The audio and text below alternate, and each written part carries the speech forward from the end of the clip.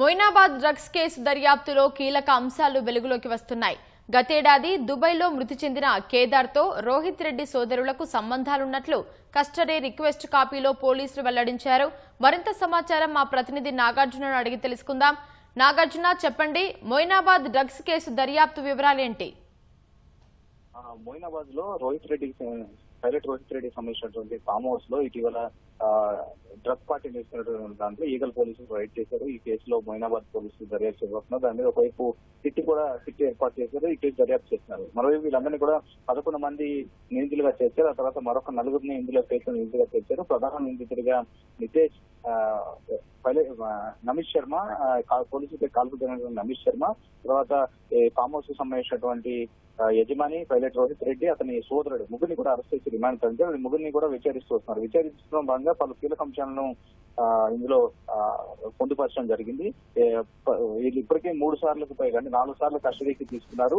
ఈ custody request కాపీలో పలు అంశాలను కూడా పొందుపరచడం జరిగింది. ఇందులో గతంలో దుబాయ్ లో డ్రగ్స్ తీసుకున్న తర్వాత ఆయన అనారోగ్యంతో మృతి చెందినటువంటి కేదార్ ప్రొడ్యూసరు, తర్వాత వ్యాపారవేత్త అయినటువంటి కేదార్ వ్యవహారం బయటపడింది. ఆ కేదార్ ఇందులో ఆ పేరు బహిర్గతం కావడం కొంత అనుమానాలకి దారితీస్తుంది. వీళ్ళందరితో కూడా, అంటే ఈ కేదార్ తోటి ఈ నిందితులు ఎవరైతే ఉన్నారో పైలట్ రోహిత్ రెడ్డి, రితేష్ రెడ్డి, కౌశిక్ రవి, వీళ్ళందరితో కూడా దగ్గర సంబంధాలు ఉన్నట్లుగా పోలీసులు గుర్తించారు.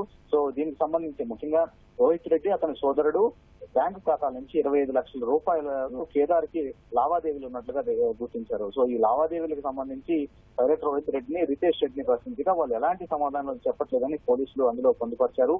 దాంతో పాటుగా గత కొన్ని రోజులుగా కస్టడీలో విచారిస్తున్నారు. సరే, పోలీసులకి సరైనటువంటి సమాధానం చెప్పకుండా ఎప్పుడైతే ఈ కేదార్ కి సంబంధించినటువంటి అంశాలను ప్రస్తావించగా వాటన్నింటినీ కూడా దాటవేస్తూ వస్తూ ఉన్నారు. సో దీని మీదుగా పూర్తి స్థాయిలో పోలీసులు నిధి తెలుసేందుకు ప్రయత్నిస్తారు. ఆల్రెడీ కేరళ డీసీపీ ఆధ్వర్యంలో దీనికి ఒక ప్రత్యేకమైన సిట్ ఏర్పాటు చేశారు. ఆల్రెడీ ఈ సిట్ దర్యాప్తు కొనసాగుతోంది. సో దీన్ని ఇప్పటి వరకు మొదట 11 మంది ఇందులో కేసులో నిందితులుగా చేశారు. అందులో 3 అరెస్ట్ చేశారు. మిగతా వాళ్ళని కూడా వాళ్ళందరికీ నోటీసులు జారీ చేసి పంపించారు. ఇందులో ఏపీకి చెందినటువంటి ఒక ఎంపీ కూడా ఈ కేసులో నిందితులుగా ఉన్నారు. సో ఈ కేసు దర్యాప్తు చాలా ఛాలెంజింగ్ గా తీసుకున్నటువంటి పోలీసులు ఈ దర్యాప్తు అంతా కొనసాగిస్తున్నారు. శంషాబాద్ రూరల్ పోలీస్ స్టేషన్ లో వీళ్ళ కస్టడీ విచారణ అంతా కొనసాగుతుంది. ప్రతిసారి వీళ్ళ బెయిల్ పిటిషన్ పై విచారణ జరుగుతున్న సమయంలో పోలీసులు కస్టడీకి పోవడం, ఈ కేసులో పూర్తి స్థాయిలో దర్యాప్తు చేయాల్సి ఉందని వాళ్ళు కోర్టు రిక్వెస్ట్ చేస్తున్నారు. ఎందుకంటే ఈ డ్రగ్స్ పార్టీలు గత కొన్నేళ్లుగా వీళ్ళు నిర్వహిస్తూ ఉన్నారు. కేవలం హైదరాబాద్ లో కాదు, ఇతర ప్రాంతాల్లో కూడా డ్రగ్స్ పార్టీలు నిర్వహించారని పోలీసులు ప్రాథమికంగా గుర్తించారు. దాంతో పాటుగా వీళ్ళ బ్యాంకు లావాదేవీలకు సంబంధించి కీలకమైనటువంటి ట్రాన్సాక్షన్స్ పోలీసులు గుర్తించారు. వీటన్నిటిపైన నిధి తేల్చాలి.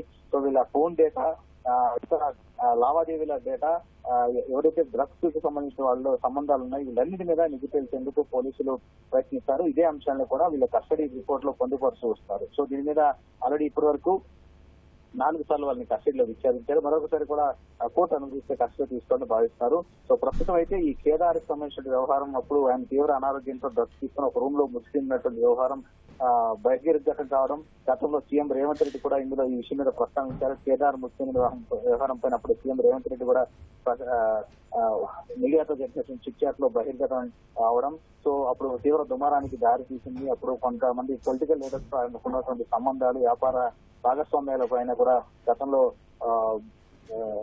ఈ చర్చనీయాంశమయ్యాయి. సో వీటన్నిటి విషయాల మధ్య ఇప్పుడు ఈ డ్రగ్స్ కేసులో కేదార్ తో ఉన్నటువంటి రోహిత్ రెడ్డి సంబంధాలపైన కీలకమైన అంశం అని చెప్పొచ్చు. సో దీని మీద మరొకసారి ఈ విషయాలన్నీ కూడా కస్టడీ తీసుకొని విచారించాలని మొయినాబాద్ పోలీసులు భావిస్తున్నారు. సో అదేవిధంగా మరొకసారి కస్టడీ దాఖలు చేసే అవకాశం ఉంది. ధన్యవాదాలు నాగార్జున.